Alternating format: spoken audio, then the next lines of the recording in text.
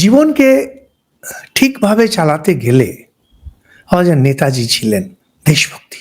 আরও তিনি একা তা না, আরও অনেকেই যাদের জন্য দেশভক্তিটাই হলো জীবনের আদর্শ।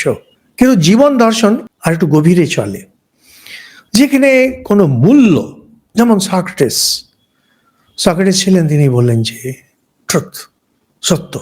জেলে ওনাকে দেওয়া হলো, বিষ পান করিয়ে মেরে ফেলা হবে। ওনার শিষ্য প্লেটো আদি বললেন পার করিয়ে নেবেন।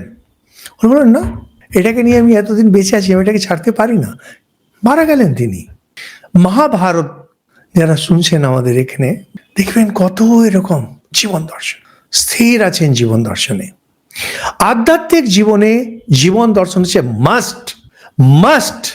আপনি যদি মনে করেন আপনি সাধারণ জীবন যাপন করছেন, সাধারণ জীবন যদি আপনি চালাতে চান, ঈশ্বরের প্রতি যদি এগোতে চান, আত্মজ্ঞানের প্রতি যদি এগোতে চান, তাহলে কিন্তু একটা পরিষ্কার জীবন দর্শন, আমি এই জগৎ, এই আমার জগতের সঙ্গে এই সম্পর্ক, জীবন দর্শন, এটা একেবারে পরিষ্কার থাকা উচিত।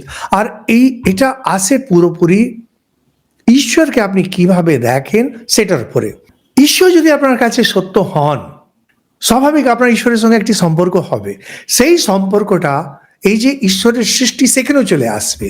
যেমন ঠাকুর এখানে যেমন সন্তান ভাবের কথা বলছেন, আপনি ঈশ্বরের সন্তান, এটা কিন্তু সাধারণ সন্তান শব্দ নয়। আমরা যেভাবে সাধারণ সন্তান, আপনি বলবেন হ্যাঁ আপনি যদি ঈশ্বরের সন্তান হন, তাহলে এই যে বাকি সৃষ্টি তো আপনার ভাই বোন হলো না, না, এটা সন্তান ভাব। ভাব মানে হচ্ছে আপনি ওটার মূর্ত রূপ। আপনারা যখন মূর্ত রূপ, তখন সমস্ত সব কিছুর প্রতি আপনার সন্তান ভাব থাকবে, সবারই প্রতি। সমস্যা কথা হয়, আমরা মুখে বলি ঠিকই এই জিনিসগুলো, মুখে বলি, কিন্তু বাস্তবে এটা আমরা করি না।